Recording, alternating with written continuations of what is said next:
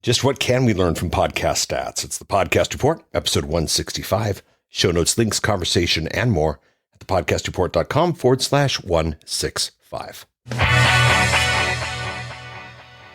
So here at the podcast partnership offices, we're getting ready for our middle of the month reports. What we do for our clients is we send them an update on what happened last month. And we look at a number of things. We look at downloads like everyone does. We look at what the biggest download was, what the smallest download was, and there's some interesting stats you can get from that.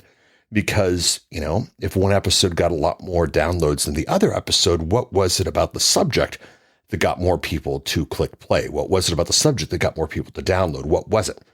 But then what's interesting is we take a look at then the consumption stats inside of Apple, and we take a look at how long somebody listened to something. And what's interesting is more often than not, the one that gets downloaded the most is not the one that gets consumed the most.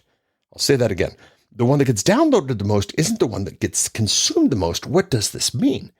This means that many, many podcasters will get the attention of their audience, but they won't necessarily keep the attention. And it's that 1-2 process of getting the attention and keeping the attention that makes for an exceptionally fine podcast. I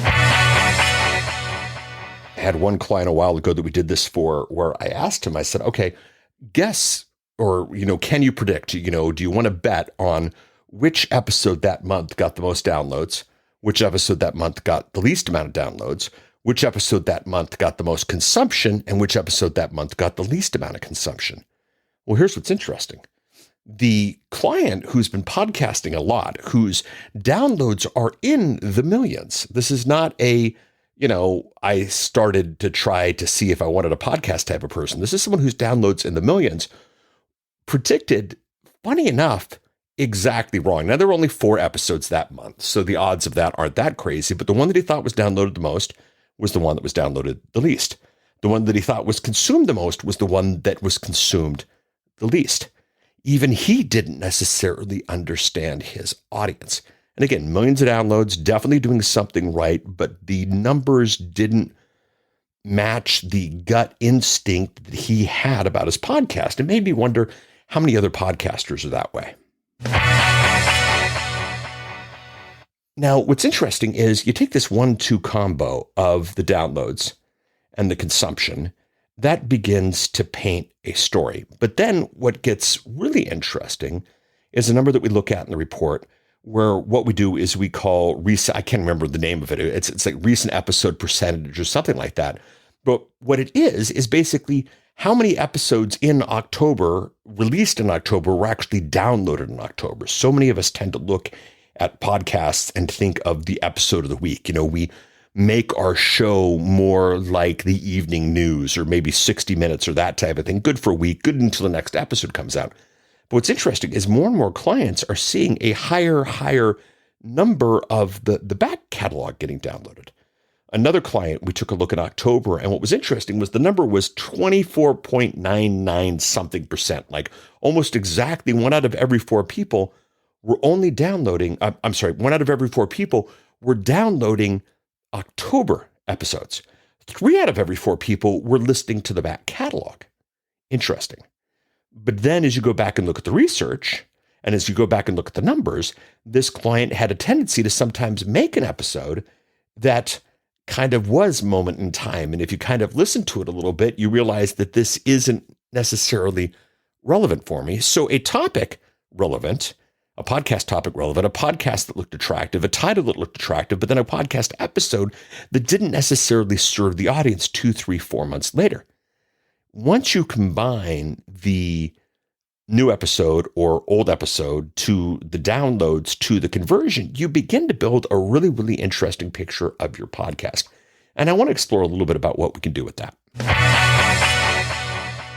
If we take this episode as an example, and I'm playing with my new, you've probably figured it out. I've got the new Rode soundboard, and I'm playing with that and doing an episode live to tape, if you will.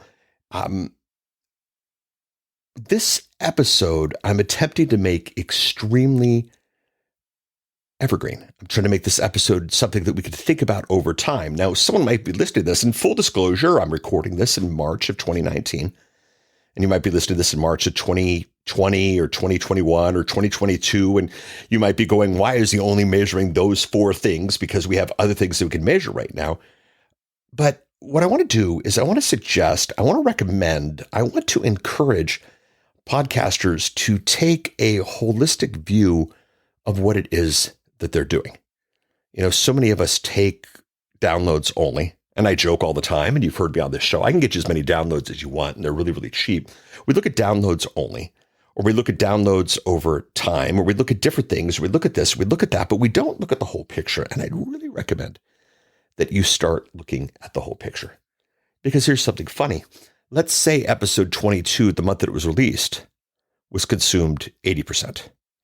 And then 2 months later, it was consumed 60%. And then 2 months later, it was consumed 40%. And then 2 months later, it's consumed at 20%. At that point, if they're turning the show off before they get more than 1/5 of the way into it, should you delete the back catalog? Should you no longer make the back catalog available? It doesn't matter. All psychology that you want to think through for your podcast and what it is that you're doing. But flip side, imagine creating an episode that 1 year later stays at the 80% consumption rate, stays at the 90% consumption rate. What would that mean? What could you do with that? I chatted about in a previous episode, but earlier this summer, I released the article on Medium, and you can just search for it in Medium, and we'll put it in the show notes, thepodcastreport.com/165. In that article, I chatted about how consumption of a Facebook Live video is tiny compared to that same video released on YouTube, that same video released as a video podcast, and that same video released as an audio-only podcast. The consumption is considerably better in the audio-only podcast, and that's because of the way whereby which we consume audio podcasts. So, grand scheme, what does this mean? Different platforms, different consumption paradigms, track those over time and see what happens. If you have a podcast that is consumed at a wonderful space, the same 6 months later, a year later, heck, a month later, 3 months later, you begin to build yourself a winner. And if you can build a podcast of what we'd like to call around here assets, not episodes, if you build a show that has the same rate in the future, you're going to see exponential growth.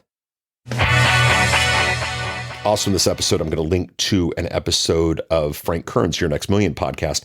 And I've chatted about this before, but Frank Kern is killing it. Frank Kern is doing extremely well. And what has happened with Frank, and in full disclosure, he's our client, is Frank has realized that more and more content is getting him more and more numbers, getting him more and more downloads. But what I can tell you behind the scenes, and I have permission to share this, is that the consumption is staying high. The back catalog is staying high. The front catalog is staying high. The people who download the thing, 5, 10, 20 minutes after it gets released is high, but the people who are listening to it later is high. And he's producing the type of content that his audience wants. Now, what's funny is the show notes are basically non-existent. The SEO work is basically non-existent. The promotion, as you'll see in this link, again, podcastreport.com/165, as you'll see in that link, the promotion of the podcast almost completely non-existent, but the numbers keep getting higher and higher, and they keep coming back on a regular basis. And I'll tell you this, and we're going to explore what's happening with Frank much deeper in a future episode, but if Frank wasn't holding the interest of his audience, then his audience wouldn't be coming back for daily shows. Yes, he's doing daily shows because he's reaching his audience when and where and how they want to be reached. And he's reaching with content, although he might say it's Friday, March 3rd. The content is just as relevant Thursday, April 7th, Saturday, January 9th, that kind of thing. I'd like you to take a look at that. I'd like you to ponder that. But long story short, in this quick examination of reporting, downloads, yes, but consumption, yes. Downloads over time, consumption over time. What kind of story is that telling about what you're doing to your audience? Hey, Paul, I've noticed that you're doing all sorts of different types of episodes this year in the podcast, or this season of the podcast. And you bet I am, because we're tracking all of this. to figure out these same things. I'm going to do it. I'm going to track it. I'll report back to it. I'll report back to you on it later, but I recommend that you track the same thing. Let's figure out, what this means for podcasters, and let's all produce a better show. Until next time, chat with you soon. Bye.